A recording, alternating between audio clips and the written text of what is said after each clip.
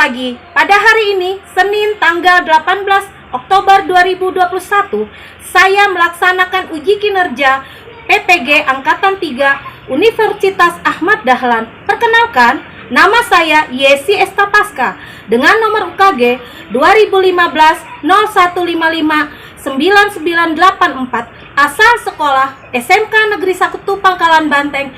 Demikian perkenalan saya. Selamat menyaksikan. Terima kasih. Selamat pagi semua. Pagi, Bu.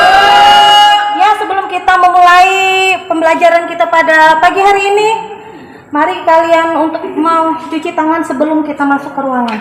Dipersilakan.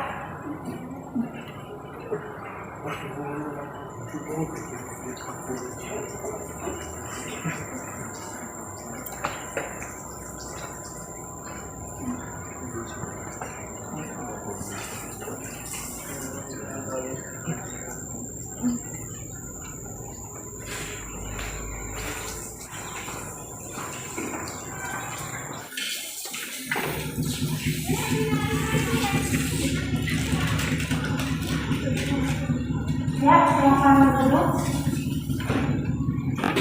Selamat pagi. Pagi. Sekali lagi selamat pagi. Pagi. Apa kabar? Baik. Ya, sebelum kita memulai pembelajaran kita pada pagi hari ini, mari kita berdoa kepada Solikin untuk pimpin kita berdoa bersama. Marilah kawan-kawan, sebelum mengawali pembelajaran pada pagi hari ini, marilah berdoa menurut agama dan keyakinan masing-masing. Berdoa dimulai. Berdoa selesai. Ya, sebelum itu kalian lihat kanan kiri tempat kalian udah bersih belum? Kalau ada sampahnya tolong dibuang. Ya, ibu minta kalian berdiri dulu. Udah rapi belum? Ya, sip. Ibu persilakan untuk duduk. Ya. Hari ini siapa yang tidak hadir? Ada dua orang. Berapa orang? Dua. Keluarga siapa? Dengan? Oh, Vinda. Oke. Kenapa itu ceritanya? Kurang tahu. Oh, kurang tahu. Mungkin dia sakit ya. Oh, kita doakan supaya mereka bisa sembuh ya. Oke, sebelum kita memulai, mari kita menyanyikan Indonesia Raya karena kita adalah bagian dari Indonesia. Jadi kita selalu mengingat Indonesia adalah negara yang kuat buat kita. Yuk, kita berdiri semua untuk menghargai. Hiduplah Indonesia Raya. Indonesia tanah airku, tanah padaku. Di sana aku berdiri, Jadi panggung ibuku, Indonesia bangsaku, bangsa dan tanah airku. Marilah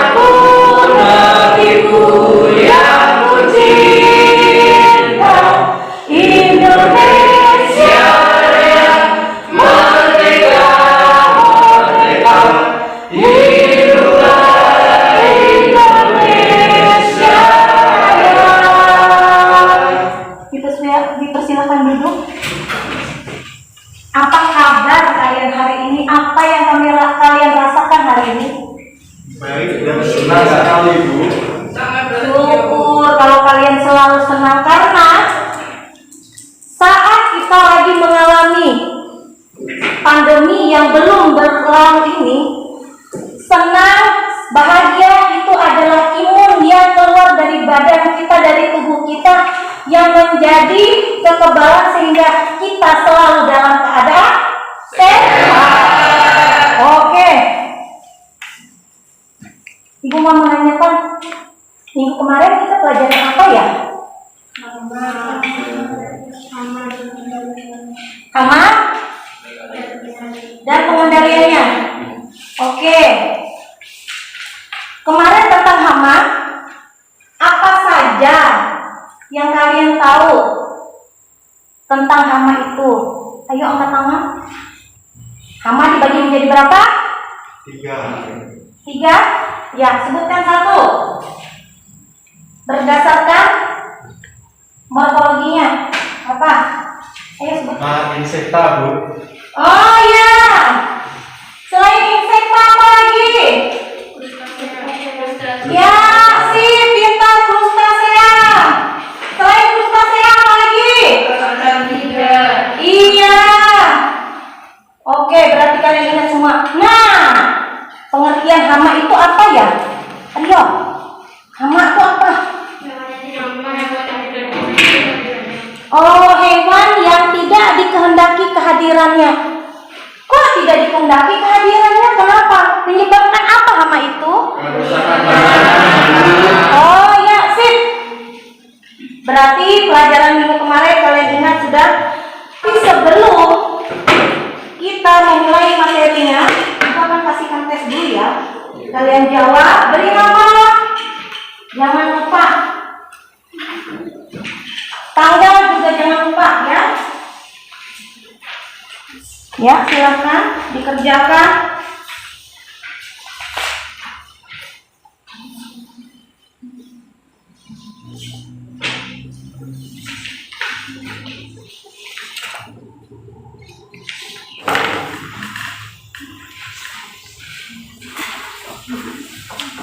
Oke, dikumpulkan dulu ya.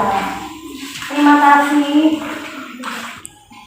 Ya, sebelum Ibu menyampaikan untuk materi pembelajaran, sekarang Ibu minta kalian semua berdiri dulu. Siapa tahu tadi belum sempat bergerak di rumah. Ya. Sekarang Ibu mau bikin. Mana Ibu jari kalian? Ya, Ibu jari. Mana kelingking kalian? Ya. Saat Ibu sebut gajah, itu Ibu jari. Ya. Saat Ibu sebutkan itu semut, itu kelingking. Ikuti kata-kata Ibu. Kalau misalnya Ibu bilang gajah, semut, semut, gajah. Nah, ya, ikutin gaya Ibu ya. Oke. Konsentrasi. Yo. Ayo, Ibu sebutkan dulu ya. Semut, gajah. Semut, gajah. Gajah, semut. Gajah, semut. Gajah. Gajah. Semut. Iya, berarti sudah bergerak semua ya. Beri tepuk tangan dulu. Ya, jawab semangat ya.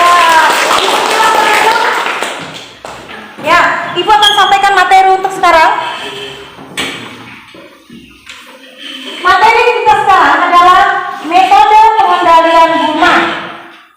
Hubungan dengan materi yang sebelumnya tentang hama, antara guma dan hama itu memiliki kesamaan dan juga memiliki perbedaan.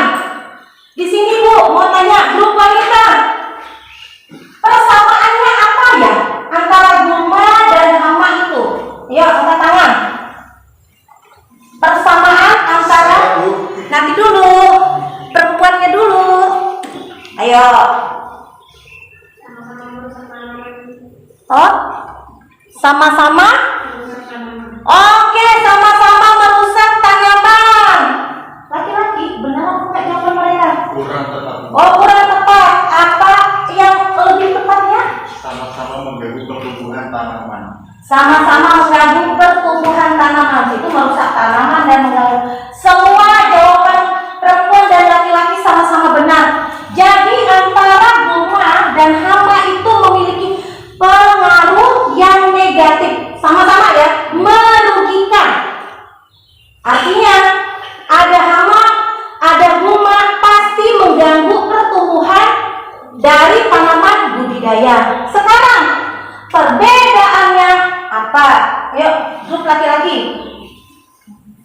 Perbedaannya apa? Saya, Bu. Iya. Perbedaannya gulma adalah tanaman yang mengganggu pertumbuhan, sedangkan hama adalah hewan yang mengganggu pertumbuhan. Iya sih. Ya, jadi gulma itu tumbuhan yang mengganggu. Kemudian kalau hama itu hewan atau binatang yang mengganggu pada sama-sama tanaman perkebunan atau tanaman hortikultura, semua itu mengganggu. Oke. Sampai di sini sudah ada gambaran ya. Selanjutnya, KD kita adalah menganalisis gulma tanaman perkebunan. Di sini indikatornya ya adalah pencapaian kompetensinya, memerinci metode. Jadi memerinci ini, jadi dalam metode pengendalian gulma itu ada berbagai cara. Nah, itu jadi kalian bisa menyebutkan apa saja sih metode pengendalian gulma. Kemudian mendiagnosis metode pengendalian gulma. Jadi gulma tadi ada pada tanaman perkebunan, apa itu di karet, apa itu di kelapa sawit, apa itu di kakao, pokoknya di perkebunan. Tapi kita bisa mendiagnosis kira-kira metode apakah yang tepat kita lakukan untuk mengendalikan gulma pada perkebunan ini. Nah, jadi kita mendiagnosis seperti itu. Selanjutnya, untuk keterampilannya, di sini kalian bisa menunjukkan. Jadi bisa menunjukkan secara langsung. Tadi kan menduga saja, tapi kira-kira benar nggak ya gitu. Nah, sekarang kalian nanti ada kasus, kalian bisa langsung, oh, kalau misalnya gulma ini ada dalam barisan, ini harus dikendalikan dengan cara metode yang ini gitu ya. Karena coba logika kalian ya, tanaman padi di tengahnya tuh banyak ya, banyak gulma.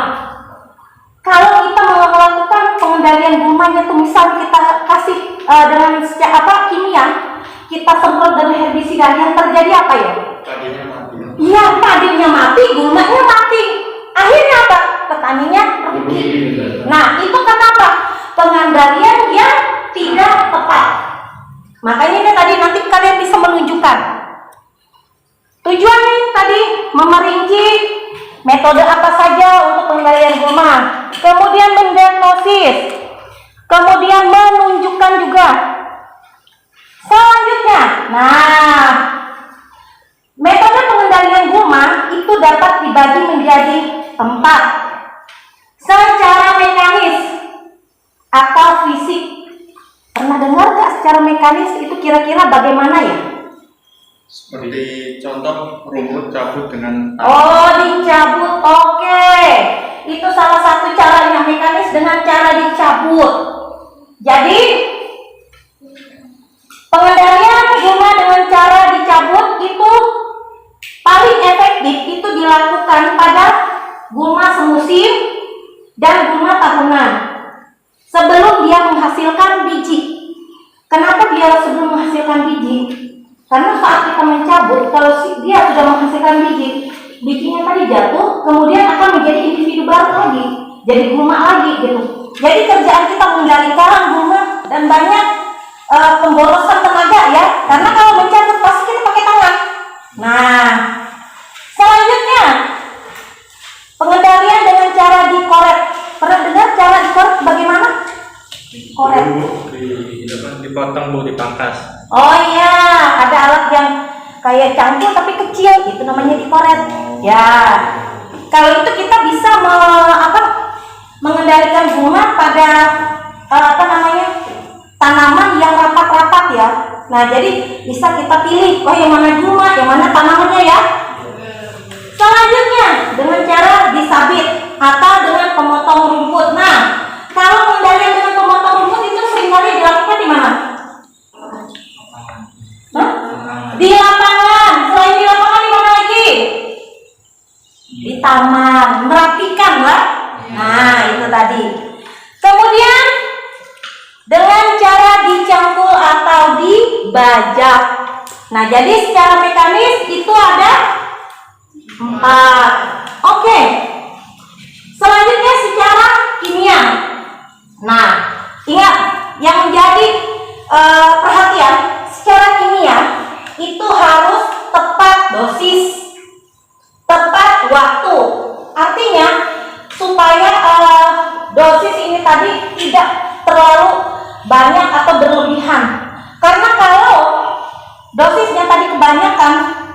menyebabkan tanaman tadi semakin resisten ya, semakin kuat.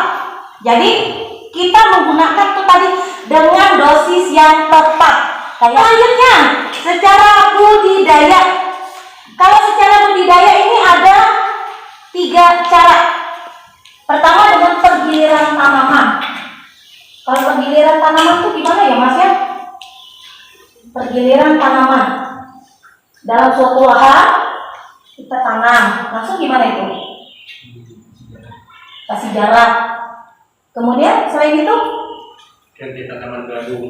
iya, jadi misalnya saat ini kita tanam jagung. Habis itu nanti kita tanam lagi kacang. Nah, otomatis hama yang atau bunga yang menyerang di waktu tanaman jagung itu kan berbeda kok. Nah, itu juga bisa. Kemudian dengan budidaya pertanaman. Jadi budidaya pertanaman tuh kalau kita menanam ya, biasa coba kalian lihat, kalau tajuk tadi saling nutup, di bawahnya bersih toh. Kalian lihat tuh kebun kelapa sawit, kalau sudah tinggi-tinggi itu biasa bersih di bawahnya ya. Padahal sudah kita tanam, biasanya orang nanam ditanam LCC ya. Nah, kemudian nanti kita lihat kayak dibersihin aja di bawahnya tuh. Padahal apa? Tajuknya tadi saling menutupi ya. Akhirnya gulma di bawah tadi habis, jadi nggak bisa hidup karena dia bersaing tadi. Tanaman kelapa sawit ini tadi mengambil sinar matahari itu lebih tinggi dari LCC yang ada di bawah ya. Nah, kemudian itunya mati karena apa? Tidak mendapat sinar matahari untuk melakukan fotosintesis. Ya. Selanjutnya, ini ada dengan penaungan dengan tumbuhan penutup tanah. Nah, ini pengendalian gulma dengan tanaman penutup tanah. Itu kalau kita mau menanam tanaman perkebunan, yang dilakukan sebelum menanam tanaman perkebunan, yang kita lakukan adalah menanam LCC itu dulu. Kenapa sebabnya? Karena di LCC tadi, di akarnya itu tadi ada bintil-bintil akar yang bisa mengikat nitrogen bebas di alam. Nah, jadi saat kita menanam tanaman perkebunan ini tadi, sudah tersedia nitrogen bebas untuk pertumbuhan. Jadi pertumbuhan dari tanaman perkebunan tadi jadi lebih bagus. Selanjutnya dengan secara biologis atau secara hayati. Nah, di sini secara biologi atau secara hayati berarti kita menanam tanaman yang tidak yang tidak dianuin gulma tadi. Jadi mereka saling rebutan. Jadi kalau misalnya kita menanam tanaman budidaya ini tadi kan, kalau kita beri nitrogen, pertumbuhannya bagus ya. Karena pertumbuhannya bagus ini tadi, gulma di bawahnya tadi tidak bisa berkembang. Nah, itu tadi ya. Oke, sampai di sini ada yang mau ditanyakan? Ya, boleh dipersilahkan. Contoh tumbuhan LCC itu. Oh, contoh tumbuhan LCC. Ayo ibu mau tanya, Mila. Ada yang tahu atau bisa?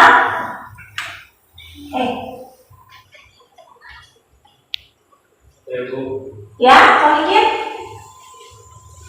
Tanaman mukuna dulu. Iya, tanaman mukuna. Jadi yang paling sering ditanam itu tanaman penutup tanah itu tanaman mukuna. Oke.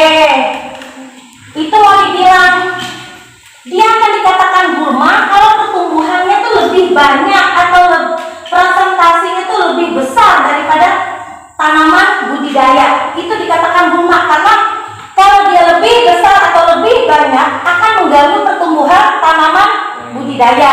Makanya kalau dia dalam keadaan terkendali, itu membantu untuk pertumbuhan tanaman budidaya. Oke, sampai di sini. Sekarang ibu punya pekerjaan buat kalian. Jadi LKPD yang ibu sudah kirimkan itu kalian kerjakan. Kalian pilih kelompok kalian masing-masing. Oke, ibu akan berikan. Nanti kalian jawab ya di sini ya. Nah, ibu bagikan ke kelompok. Ayo kalian. Ya, biar yang wanita 2 kelompok, yang pria 2 kelompok.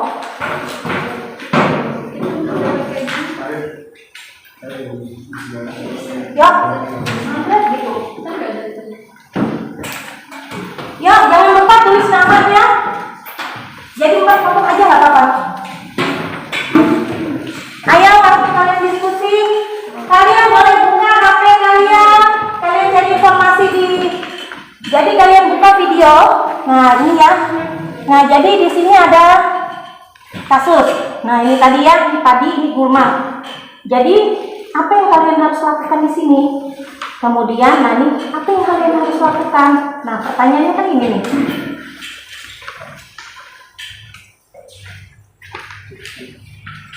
Amati gambar. Apakah yang terjadi pada gambar-gambar tersebut? Nah, kemudian apa? Tadi persaingan ya. Kemudian bagaimana mengatasi, metode apa sih yang kalian harus ambil? Setelah itu, apakah kekurangan? Nah, kemudian kalian tuliskan di sini. Kekurangannya kalian lihat di link video ini ya. Nah, jadi kalau misalnya tadi metode, kan ada 4 metode tadi ya. Metode apa yang kalian ambil? Di link itu tadi ada metode ini, kekurangannya ini, kelebihannya seperti ini, gitu ya. Nah, kalian boleh tulis. Ya, 15 menit. Ibu persilahkan untuk mengerjakan. Ya.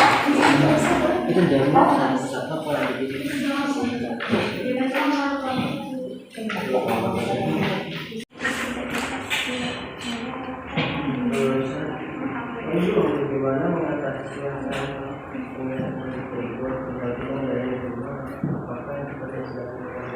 Bagaimana?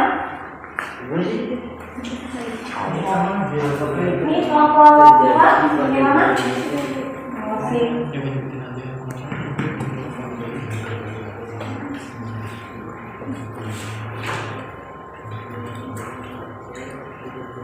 Ini tadi kan lagi berkekurangan lebih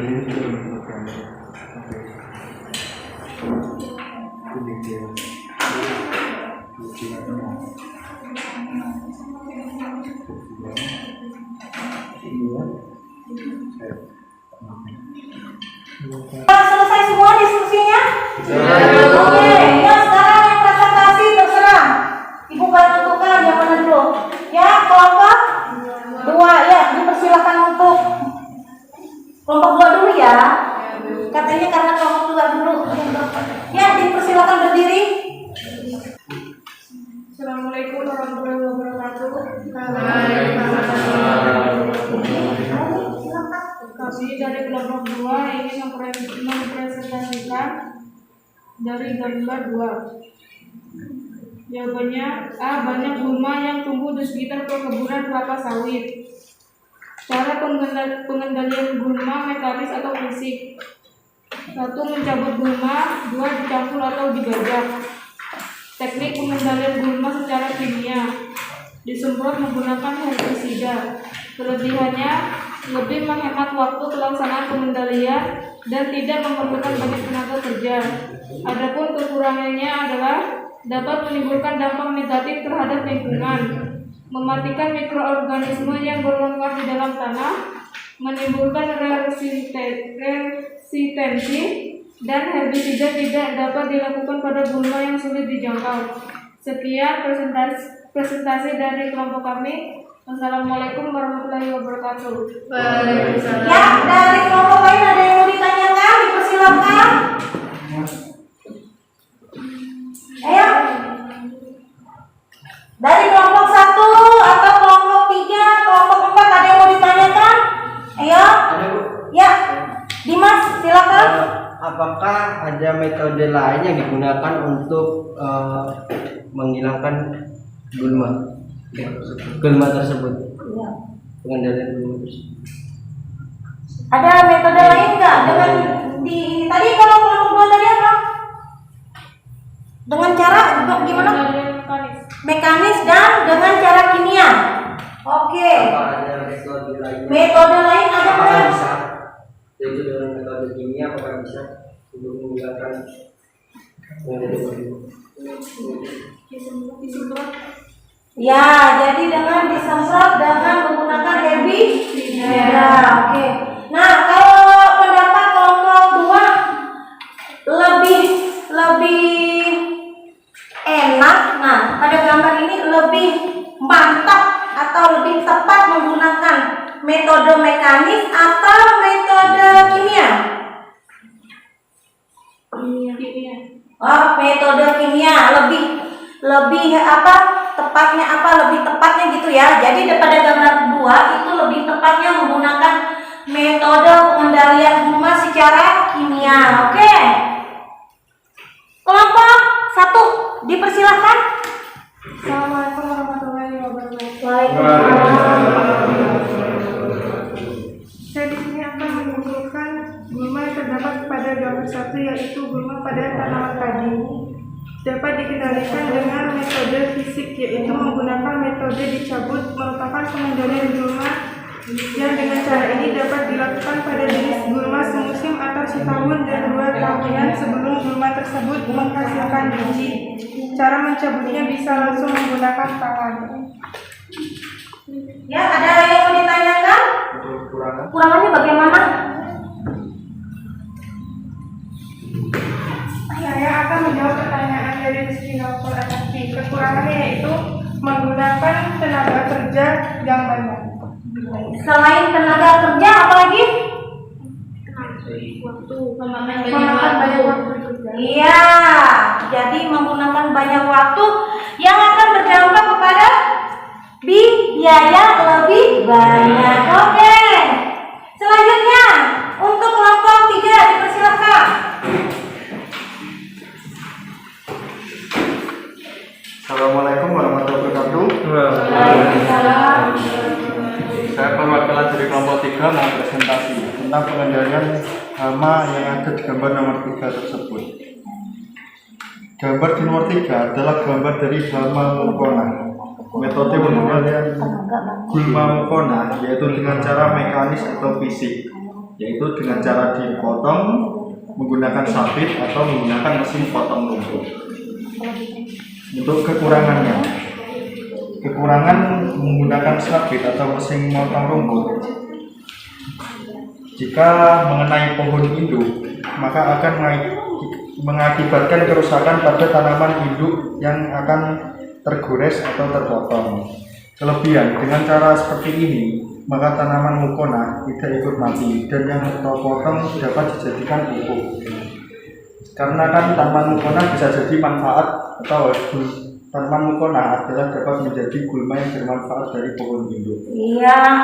Ya, kelompok 1, 2, 4 ada yang mau ditanyakan? Silakan yang mau bertanya. Silakan.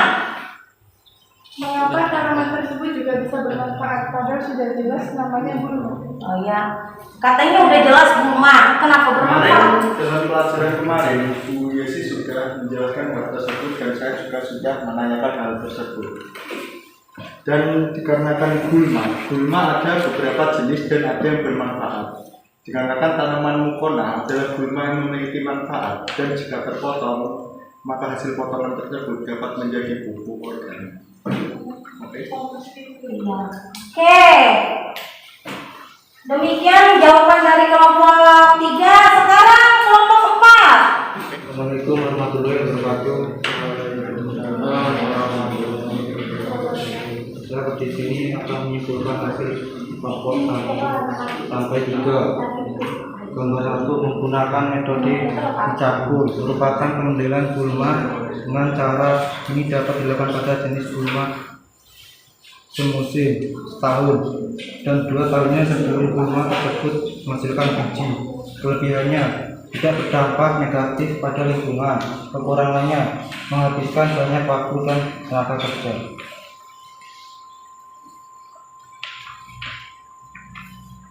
Gambar 2, teknik pengendalian gulma secara kimia. Semprot menggunakan herbisida. Kelebihannya lebih menghemat waktu pelaksanaan pengendalian, tidak memerlukan banyak tenaga kerja.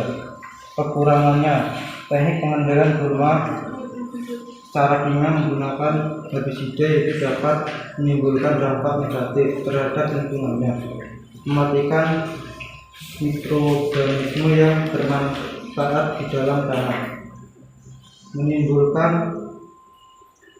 resistensi atau sifat ketahanan gulma. Herbisida tidak dapat dilakukan pada gulma yang sulit dijangkau. Gambar ketiga, pohon makona metode pengendaliannya gulma dengan cara mekanis, fisik dengan cara potong menggunakan sabit. Kekurangannya, apabila dengan cara ini dilakukan pertanian akan kurang efektif dan dapat mengakibatkan tanaman budidaya tergores atau terpotong.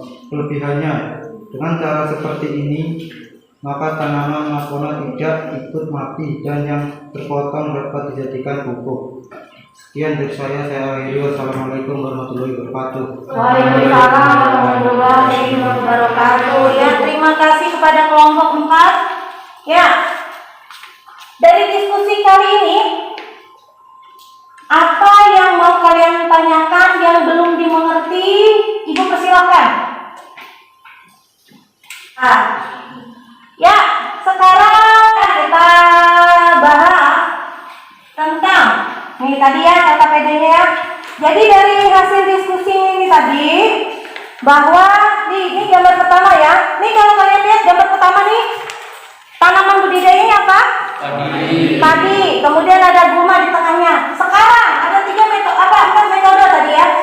4 metode yang bisa, yang tepat, yang kira-kira pendapat kelompok 1 tadi dengan dicabut. Oke, dengan dicabut berarti secara mekanis. Kenapa harus dicabut itu tadi? Karena kalau kita nyemprot itu semuanya mati, baik tanaman budidaya, gulma mati. Nah, jadi harus dicabut. Nah, kemudian secara mekanis ini tadi ada kelebihan, ada juga kekurangan. Kelebihan yang pertama, tidak merusak atau tidak berdampak negatif terhadap lingkungan, ya. Kemudian selain itu untuk kekurangannya tuh kita memerlukan tenaga yang lebih banyak, waktu yang lebih banyak, kemudian biaya yang lebih banyak juga. Nah, itu tadi. Kemudian kita lihat gambar. Nah, ini tanaman budidayanya apa? Perkebunannya kelapa sawit. Ini kelapa sawit kalau ini pada umumnya yang diberikan apa? Dengan cara disemprot. Semprot berarti dengan cara kimia menggunakan herbisida. Memang kalau kelebihannya cepat karena tidak perlu biaya banyak, kemudian waktunya singkat, cepat mati lagi gitu ya. Nah, tetapi bila dosisnya tidak tepat itu berdampak negatif pada lingkungan. Selanjutnya gambar yang ketiga. Di sini tanamannya budidayanya karet. Kemudian karet. Nah, ini tadi berhubungan kepada kenapa mukuna bisa dikatakan gulma saat dia lebih banyak dari tanaman budidaya itu bisa kita katakan gulma karena mengganggu. Logika ini mengganggu. Coba kalian lihat. Nih, sampai tajuknya ketutup ya. Sampai nggak kelihatan tanaman apa di dalamnya itu. Saking nggak keurus mungkin yang punya kebun. Ini rumahnya jauh dari kebunnya. Nah, subur-subur lagi ya. Nah, rumahnya subur, bukan tanaman budidayanya. Nah, kalau kita nyemprot itu semuanya, itu kayaknya kita lewat pun agak susah, nyemprotnya tinggi. Jadi mau tidak mau kita menebas dulu. Nah, kita tebas, baru tadi mukuna itu tadi bisa digunakan sebagai pupuk untuk tanaman perkebunan itu tadi. Nah, itulah kesimpulan dari pelajaran pada hari ini. Sebelum kita melakukan proses, ada yang mau ditanyakan? Sekarang dipersilakan kembali ke posisi masing-masing. Ibu akan kasihkan soal. dikerjakan waktu 5 menit ya. Sudah semua? Ayo kita kumpulkan dulu. Atau dipegang? Ya.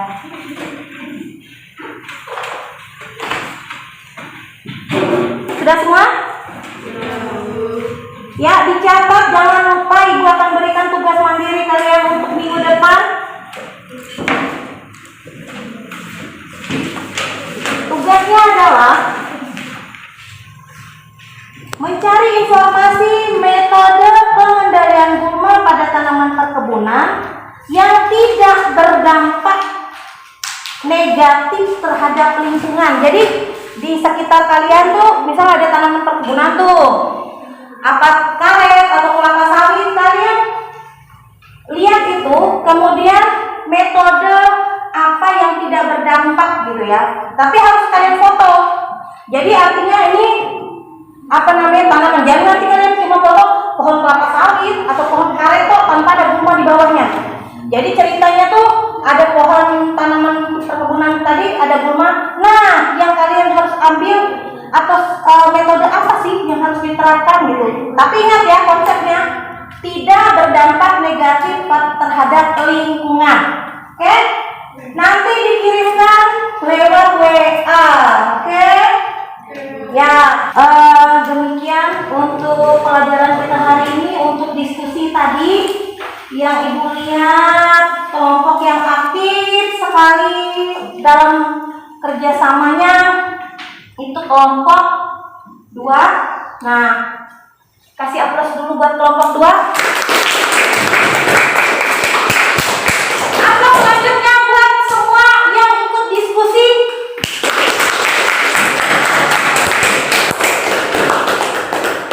Untuk pelajaran minggu depan, kalian jangan lupa buka dan mencari materi tentang pengairan ya. Jadi pengairan untuk tanaman perkebunan. Jadi di situ nanti bagaimana tujuan dari pengairan itu apa saja kalian pelajari ya di rumah ya. Sekarang Ibu minta kepada April untuk mengakhiri kita dan pimpin kita doa pada pagi hari ini. Marilah teman-teman, sebelum mengakhiri pelajaran pada pagi hari ini, mari kita berdoa menurut agama dan kepercayaan masing-masing. Berdoa dimulai. Doa selesai. Ya,